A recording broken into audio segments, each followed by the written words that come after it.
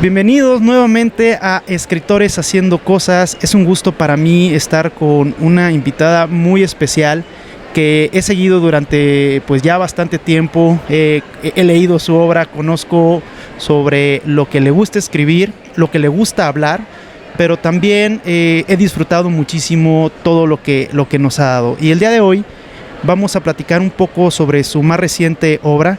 Pero antes de entrar en detalle y darle la palabra a nuestra invitada, como ya es costumbre, haré una pequeña presentación. Nuestra invitada el día de hoy es una escritora que, supongo, el azar no jugó un papel protagónico en su oficio, pero ya no lo contará. Al parecer, la literatura le es genealógica, pero no suficiente porque realmente nunca lo es. Tiene estudios en letras clásicas. Su pluma se desliza entre la narrativa, el ensayo, la traducción, el guión. Como toda escritora que realmente porta el nombre, es una gran lectora. No entraremos en detalles de cantidades de libros leídos, pero sí de su gusto de compartirnos aquellos que ha disfrutado de alguna manera y a través de su canal en YouTube lo hemos podido seguir. Lugar que, por cierto, tuve la oportunidad de conocerla. Aura García Junco, bienvenida a Escritores Haciendo Cosas. Muchas gracias por invitarme. Este es un episodio de escritores contestando entrevistas, más bien, pero bueno, supongo que eso es hacer una cosa de alguna manera, sí, así que todo bien. Prácticamente sí. Sería eso. Aura, estamos aquí, estamos en la Feria Internacional del Libro de Guadalajara. Estás presentando tu más reciente novela, Mar de Piedra, por Seix Barral, está editada por Seix Barral, aquí en de Grupo Planeta. Y bueno, la intención es platicar un poco sobre esta novela, más que entrar en detalles sobre la trama, que eso se lo vamos a dejar a los lectores, que es algo que, si bien es cierto, spoiler alert, no vamos a dar ningún tipo de adelanto, pero tampoco me gusta entrar en detalles de ciertas novelas porque creo que hay unas que se disfrutan de inicio a fin y Mar de Piedra es una de ellas, entonces algunas preguntas muy en concreto que me gustaría plantearte. Escribes esta novela esta novela nace por un post en Facebook que tú viste que tenía mucho que ver sobre los mapas polineses y bueno, haces por ahí una explicación respecto a las islas, cómo nunca se unen y metiéndonos un poco en la historia también podemos como ver que hay algo por ahí. Entonces la pregunta en concreto sería, ¿la mera casualidad de la navegación en internet fue el detonante o ya había una inquietud sobre el tema de escribir sobre esta novela? Pues sabía que quería empezar a escribir algo. No sabía qué ni desde dónde, sabía que quería escribir sobre violencia íntima y lo único que necesitaba era, digamos que como un asidero para el deseo que ya tenía y la obligación que ya tenía porque estaba en la Fundación para las Letras Mexicanas y era bastante obligatorio que me pusiera a escribir. Y se me cruzó, como dices, un post de Facebook de Sebastián Extremo, que es un geógrafo amigo mío, que es un coleccionista de historias y de viajes increíble y un gran cronista, y de repente vi que escribió sobre la Polinesia y sobre los Matangs y toda la navegación antigua de esta área del mundo. Y eso fue la chispa que me hacía falta. A mí me encanta la tecnología antigua. Es uno de mis grandes obsesiones. Mi primer libro, de hecho, trata de máquinas antiguas y de inventores antiguos y inventoras antiguas. Y entonces como que de alguna forma encontré en este descubrimiento muy azaroso un lugar como para canalizar este deseo que tenía. Hablas de las islas, por ejemplo. Sí. Esto de las islas que no se tocan me gustó mucho como una especie de lugar donde poner a mis personajes. Estas tres islas que son tres personajes. Que quizás podrían encontrar más espacios para comunicarse, pero están tan absortos en sí mismos, en sí mismas, que no lo logran. Entonces me pareció que ahí había algo que podía explorar desde lo metafórico, pero también desde la historia, y además como a mí me gusta mucho la parte de experimentación formal de las novelas, y más si tienen como un correlato en algo físico, eso me pareció perfecto. No, excelente. El tema de que hayas estado de alguna manera navegando por internet y que te hayas topado con esto, creo que habla también de cómo no siempre las ideas de una novela nacen como a veces no lo pintan o creíamos, ¿no? Que era una inspiración divina y que eran grandes ideas que se pensaban durante 25 años. Entiendo que sí, efectivamente, duraste un tiempo escribiendo esta novela, no fueron 6 meses, sino fueron muchos años los que duraste pensando y escribiendo esta novela, pero que al final el resultado es algo que se palpa y que, bueno, no sé, saliéndome un poco del tema en específico de las preguntas, es: los escritores pueden armar una novela en 6 años, 8 años, y nosotros como lectores las disfrutamos en 2 semanas, en 3 semanas. La novela, cuando ya se publica, esa novela, ¿opinas que ya realmente no es tuya y que es más de los lectores, o no compartes tanto ese tema? ¿O qué podrías platicar al respecto? Pues es una delgada línea, la verdad a mí no me queda del todo claro. Claro que ya no es tuya y claro que lo que escribiste es lo que escribiste, ya está ahí, y si bien no está escrito en piedra, casi. Así es. Pero también yo creo que se puede acompañar la lectura y se puede acompañar de muchas maneras, ¿no? Mediante círculos de lectura, mediante entrevistas. Incluso alguien escribió como una pequeña guía para leer mi novela, ¿no? Por ejemplo. Y eso me pareció súper bien, ¿no? O sea, realmente yo no creo esto de que la obra ya está ahí, lo que sea. O sea, sí puede ser también, pero también creo que si ya le dedicaste tanto tiempo, tanto cuidado, tanto cariño a un libro, también puedes facilitar su lectura, puedes intentar acercarla a algunas personas hasta cierto punto, ¿no? También hay una parte que es neseo, claramente. Sí, claro. Y saber cuál es la línea entre el neseo y lo otro, en eso y en todo en la vida es bastante complicado. Complicadísimo. Sí. No. Tu novela creo que cae en una ucronía. Hay un mundo paralelo, pero en un mundo paralelo que lleva puesta una realidad que creo que es apabullante. Manejas la violencia de una forma muy sutil, pero no por ello se minimiza la violencia en el lenguaje que utilizas dentro de la propia historia. ¿Querías desde un principio tocar este tema de las violencias o fue algo que fue surgiendo conforme esta idea principal que te surgió cuando navegabas por internet? Es que fíjate que es curioso y lo he pensado mucho a raíz de este libro. Pienso que un montón de novelas tratan de violencia y no se, digamos que marketean de esa manera, ¿no? Creo que ahora hay una generación de escritoras especialmente que tratan la violencia y dicen: yo hablo de la violencia, ¿no? Y pues ya, o sea, nada más por nombrar a la más conocida, Fernanda Melchor, ¿no? Pero también Ariana Harvitz y Laura Baeza y Lola Ancira y demás, Aniela Rodríguez. Y sin embargo yo creo que mi novela es mucho más que eso. O sea, realmente sí hay violencias ahí y sí hubo un detonante que era hablar de la violencia íntima y del trauma y de lo que el trauma le hace a las personas y los actos que comete a partir de un trauma una persona, queriendo o no queriendo, ¿no? Claro.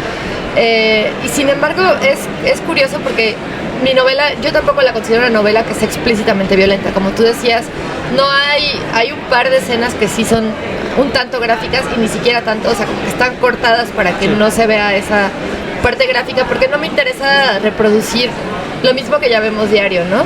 Y que se ve en un montón de series, y que se ve en el periódico, y que se ve hasta en la sopa.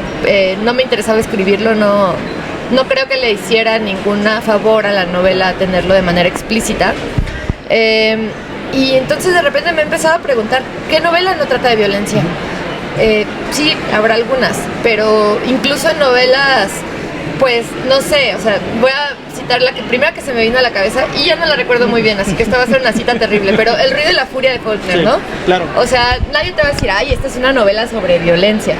Sin duda no lo es, y sin embargo, desde la página 2 que ya estás escuchando a este hermano que tiene alguna clase de retraso mental o lo que sea, hay una cosa súper violenta en la prosa y sin embargo no tiene esa etiqueta de marketing de repente, sí, ¿no? No, y aparte pues a Faulkner lo venden por otras razones, ¿no? El llamar Mar de Piedra a la novela, creo que lo podemos relacionar por el Paseo de las Estatuas, eso pudiera ser muy, muy obvio quizá, pero también sobre lo sólido de algo tan grave como la propia incertidumbre de un desaparecido.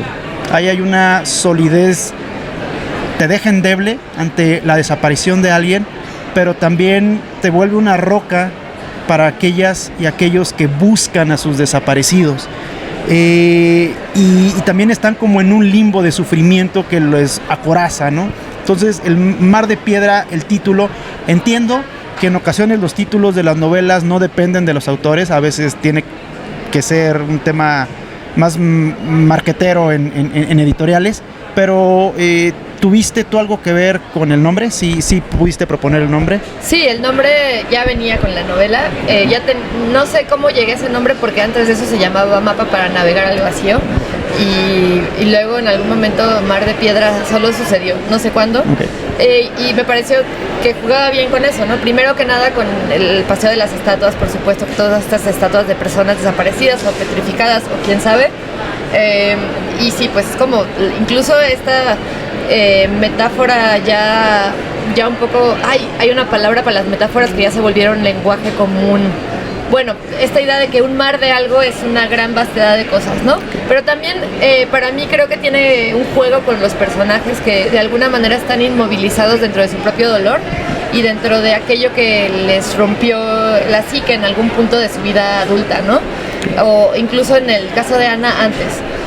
Y eso es también una piedra para mí, o sea, es como esta piedra que es el trauma, que es este espacio, esta cosa que traes en el zapato, que vas caminando por la vida y te sigue haciendo daño aunque ya no estás ahí. Es un recordatorio constante de algo que pasó y que viviste de cierta manera, ¿no? Porque pues el trauma no es lo que te pasó, sino cómo viviste ese hecho. Entonces me gustaba que funcionaba para ambas cosas. Okay. Creo que es un título al que le puedes exprimir y sale. Sí, incluso podemos buscar muchísimas aristas al título y creo que podríamos encontrar incluso hasta por cada... En muchas páginas podremos decir, mira, aquí cuadra, mira, aquí cae perfectamente. Construyes un personaje llamado Luciano, bueno, tienes más personajes, dos personajes más, bueno, que están como protagónicos, que es un alcohólico en recuperación. Creo que en alguna entrevista mencionaste que fue uno de los personajes que más te costó construir en esta novela. Pero más que luchar con los personajes al momento de la creación de la obra, ¿con qué situación de la propia novela fue un reto para ti? Digo, a ver, la novela sabemos que tiene una trama y que también se puede subdividir en algunos otros temas, pero ¿qué situación de la propia novela dijiste, híjole, esto sí se me está complicando, y no desde el punto de vista de la página en blanco, sino que la mano quizá temblaba un poco, y no de miedo, sino por cuestiones de una frustración interna por el tema? No sé si hubiera alguna situación de la novela que te sucedió eso. Yo creo que hubo varias cosas. Lo bueno de no tener un deadline es que nada es un problema irresoluble. Okay. O sea, es como, pues, en algún momento si lo reescribo las suficientes veces, tal vez suceda, tal vez no. Okay. Sin duda el personaje de Luciano nomás no quedaba, lo reescribí, los leían y me decían, no, esto está plano, esto está mal. Incluso en 2020, que ya quería yo publicar la novela y se la empecé a mandar a algunas personas, varias me dijeron, es que Luciano le falta todavía, ¿no? O sea, todo lo demás bien, pero Luciano no está amarrando todavía. Entonces, sí, batalla constante. Al final llegué a un punto en el que yo me siento muy satisfecha con ese personaje. La parte formal fue también una cosa bien compleja porque es una novela rara. O sea, digo, es poco formal, es formalmente diferente a muchas novelas, ¿no? Entre que entras de lleno a la experiencia de cada personaje y además tiene estos recuadros y tiene esta peculiaridad de tener que mezclar 3 historias a partir de fragmentos. Eso fue complejo. Había otras versiones que eran muy diferentes y también ahí escuché a muchos lectores y lectoras, ¿no? Okay. Que me decían, esto es excesivamente barroco y de por sí es barroca la historia, entonces vete por lo lineal o cosas así. Eso fue también varios años de prueba y error. Y obviamente cuando escribes ficción especulativa, la creación de mundo es un tema, ¿no? Es una cosa bien, sí está bien de prueba y error. Sí. Tienes que fijar reglas, tienes que después arrepentirte de las reglas que fijaste, tienes que ver al personaje fuera de cuadro en otro año de esa misma distopía. O sea, claro. Sí, es un poco armar un rompecabezas que no sabes que es tan grande, no sabes la vastedad hasta que ya estás ahí y dices, Dios mío, o sea, sí. difícil, sí. No, y aparte, digo, en alguno de tus videos nos platicas cuál es tu método de escritura, ¿no? Y bueno, se ve que sí tienes una estructura mucho más como muy clara, pero entiendo que el verdadero oficio, muchos escritores lo dicen, es la reescritura, ¿no? O sea, el que escupas todas esas ideas es algo que te libera, es algo que lo traes y que tienes la necesidad de plasmarlo. Pero ya cuando te pones a reescribir, a corregir, es cuando el oficio realmente se ve por aquí. Bien, Mar de Piedra es un libro que tienen ustedes que leer, que tienen que conseguir. Está bueno, creo que están incluso en audiolibro, está en ebook y está, bueno, libro físico, claro, en el formato que ustedes quieran conseguirlo. Estará increíble que puedan leerlo y en algún momento podamos entre todos platicarlo. Perfecto, audiolibros, sí. Aquí no se recomiendan audiolibros, igual. No. Yo leo audiolibros, yo escucho audiolibros todo el tiempo y los amo. Ese libro en particular me parece difícil porque cambia de voz y de personaje a cada rato y en el audiolibro nada te lo indica. Ah, perfecto. Y visualmente sí, al menos hay un asterisco que te dice, estoy aquí cambiando de personaje, sí. ¿no? Aquí digo, la verdad los audiolibros a mí se me complican muchísimo, pero bueno, otro sí, podría ser. Yo los amo, soy fan, pero no de este. Podemos, si lo ves bien, tienes una etapa no una etapa. Actualmente hay una serie en Netflix que tiene muy poco que comenzó, en la cual estuviste involucrada dentro del guión. Incluso cuando inicia la serie aparece en créditos tu nombre. Al principio comentaba que navegabas entre la narrativa, el guión, la traducción. ¿Cuál ha sido tu experiencia? Porque en algún momento tú de pequeña creo que empezaste a leer novela policíaca, novela negra, y el que hagas el guión de una serie de un autor que en cierta medida escribe sobre eso, ¿cuál ha sido tu experiencia al respecto? Bueno, la saga de Paco Ignacio Taibo II Velasco Arán son una serie de libros que yo leí en mis años 20 y me gustaron mucho. Mi papá era amigo de Taibo, entonces a Taibo yo lo conocí desde mucho tiempo. No es que lo viera mucho, solo sé que lo conocí y que me caía bien y que era buena onda conmigo. Eso es todo lo que yo recuerdo y ese es, digamos que, mi Taibo. Okay. Yo sé que hay muchos Taibos en el mundo. El mío es ese. Y entonces, sí, es el que tengo, ¿no? Entonces, para mí mi relación con estas novelas era pues de cariño, ¿no?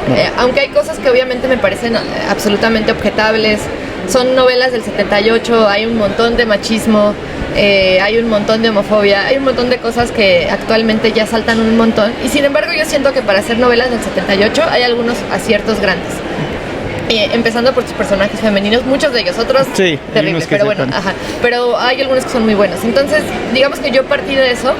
Cuando me dijeron que iban a hacer esta serie, un amigo me contó eso y yo pues mandé mi currículum y dije, es que pues a mí me encantaría y tengo esta relación con los libros. Y pues afortunadamente me quedé ahí y empecé a trabajar con un equipo de gente muy increíble. Rodrigo Santos era el showrunner, que es una persona bien hermosa, y Augusto Mendoza, que es un guionista con un montón de trayectoria, y fue una experiencia muy muy grata y la verdad es que estaba muy nerviosa. Estaba muy nerviosa de que saliera la serie, porque en una serie trabaja tanta gente, hay tantos niveles de cosas que no controlas, a diferencia de un libro que casi lo controlas todo. Sí hay una cosa muy neurótica y de control freak que te va muy bien en un libro, porque si tú no quieres que algo pase, no va a pasar. Incluso puedes desoír a todos los editores del mundo, puedes mandarlos por un tubo y tal vez el libro salga, ¿no? O sea, y si no lo autopublicas y ya. Pero las series es imposible, como imposible, no hay control posible, ¿no? No, caray. Y al final pues me pareció una experiencia, además de muy chida, porque la gente era increíble. Me gustó mucho la serie, creo que es una serie muy digna, está muy bien hecho, los valores de producción son buenísimos, sí. La época está increíble, entonces 10 de 10. Y bueno, luego a partir de eso, que fue en 2020 cuando empezamos a trabajar en Velasco Arán, todo el equipo que estuvo involucrado, empecé a escribir series. O sea, realmente yo ya había estudiado guionismo, ya quería dedicarme más a eso. Pero esa fue la primera serie en la que trabajé y estoy súper agradecida por eso. Y ya desde entonces me dedico de lleno a series y estoy escribiendo una película con Kisa Terrazas, que es un cineasta muy chido y es mi pareja. Y entonces, bueno, pues ya llevamos él y yo un rato en ese guión y yo personalmente trabajando de guionista y realmente me encanta. O sea, es otra forma de escritura, es muy colaborativa, tiene obviamente sus propias cosas medio rancias, como esta cosa de la jerarquía y de tener que cumplirle al algoritmo y de que pues si se cae el dinero se cae todo, pero es muy chido trabajar, escribir colaborativamente cambia pues mucho, que yo siento que la escritura literaria también tiene mucha colaborativa, ¿no? O sea, al final te lee mucha gente, yo tengo un taller con unos amigues desde hace un rato, nos leemos mucho. Incluso la gente que no te lee directamente pero que acompaña el proceso es importante para el resultado, claro, ¿no? Claro, o sea, totalmente. Sí. Totalmente. Incluso platicamos con un editor hoy por la mañana y nos decía que el tema de editar, pero también el tema de escribir en ocasiones nos lo pintan como es algo, sí es verdad, lo sueltas todo en soledad, pero es una orquesta, o sea, hay que orquestar en ocasiones ciertas cosas para que esto pueda darse. Por ejemplo, tú decías al principio que hiciste caso a alguno de tus lectores sobre tu novela y que bueno, ahí si bien es cierto, el proceso de escritura fue algo muy íntimo, pero al final pues fue una orquesta que estuvo de alguna manera trabajando al respecto. Bien, ya para terminar, me gustaría hacerte algunas preguntas que, pues no de contestación rápida, pero lo que se te venga a la mente, estaría súper chingón que pudiéramos conocerte un poco más. Escritores haciendo cosas es, al final mi pregunta será, bueno, la guardo para el final porque no te voy a hacer, te lo juro que no será nada del otro mundo. Bien, 3 escritoras mexicanas que tú nos digas debes de leer porque debes de leer. ¿Tendrás? ¿Jóvenes? Jóvenes, de clase, tipo, ¿quién sí, no, sea? Sí. Pues Elisa Díaz Castelo, que es poeta y que sacará un libro de cuentos, espero que pronto, es increíble, maravillosa y además es una gran amiga mía y no la recomiendo por eso, sino porque es increíble, maravillosa. Verónica Murguía, que es una escritora que yo creo que debería conocerse más y que escribe libros que siento que son muy afines a lo que yo escribo, entonces, o a mis intereses al menos, y me encanta, es buenísima. Y acabo de presentar el libro de Gabriela Jáuregui, su primera novela, y ella, además de que pues también la admiro muchísimo porque ha tenido una labor como activista y con su editorial Subplus, que es una editorial increíble como editora y también pues como escritora, ya tenía mucho tiempo sin sacar un libro. Su novela se llama Feral y creo que también tiene mucho que ver con las cosas que me gustan dentro de las novelas, que es una experimentación con el lenguaje, formas interesantes de narrar las historias, repensar cómo podemos hacer la misma vieja historia contada de otra forma, sin que caigamos en los mismos viejos lugares. Eso salga bien, salga mal, salga más o menos, que no es el caso, aquí salió bien. Muy bien. A mí me parece muy respetable y atractivo desde el inicio. Y te voy a dejar un pilón. Sí, no, claro. Que es Laura Sofía Rivero, que también es una amiga mía. Parece que solo recomiendo a mis amigas, pero no es así.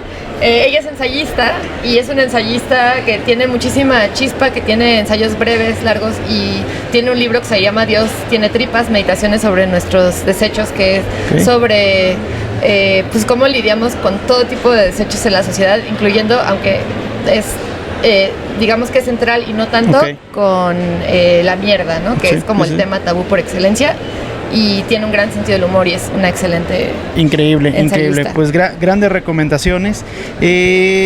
¿Escribir a mano o escribir en computadora? Notas a mano, todo lo demás en computadora. Genial. ¿Libro físico o libro electrónico? Ay, creo que yo todavía soy una romántica del libro físico y me está comiendo los libros físicos, como a todas las personas que tienen este maldito vicio, así. No. Hay paredes cayéndose de libros. Genial. ¿Twitter o Instagram? Ninguno. No, ya que se acaben las redes sociales, ya, por favor, adiós, hermano, ¿no? Sí. Cuando lees poesía, ¿prosa o verso? Cuando leo poesía, creo que prefiero verso, pero no tengo una preferencia tan clara. Sí. Perfecto. Por último, si pudieras revivir a una escritora o escritor o alguien que sea que esté vivo que quisieras que presentara tu libro más reciente contigo, ¿quién sería? No, bueno, me voy a poner bien guajira, pero Kurt Vonnegut es mi ídolo espiritual, o sea, si tengo, abren mi closet y hay una estatua de chicles, así como en Hey Arnold, de sí, Kurt Vonnegut, totalmente. Genial. Sí. No, bueno, pues ahora, ya para cerrar esta entrevista, escritores haciendo cosas, además de escribir, además de leer, además de tu oficio que tanto quieres y amas, ¿qué haces? ¿Qué te gusta hacer?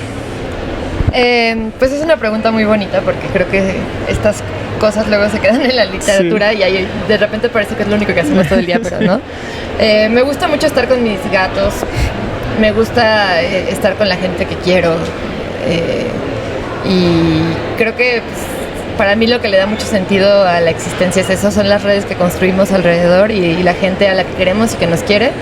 Es lo que sostiene todo, ¿no? Y mis gatos son también una de esas cosas que me hacen pararme en la mañana y decir, ay, estás aquí ronroneando al lado. Gracias por existir. Sí, mis plantas, mi casa, o sea, realmente sí, ese tejido que de alguna forma empieza a ser un poco invisible, a mí me parece lo más esencial de la vida. Genial, qué chingón. Pues muchísimas gracias por aceptar esta entrevista y bueno, todos a leer Mar de Piedra y a seguir muy de cerca a Aura García Junco. Nos estaremos viendo hasta la próxima. Muchas gracias, Aura. Muchas gracias a ustedes.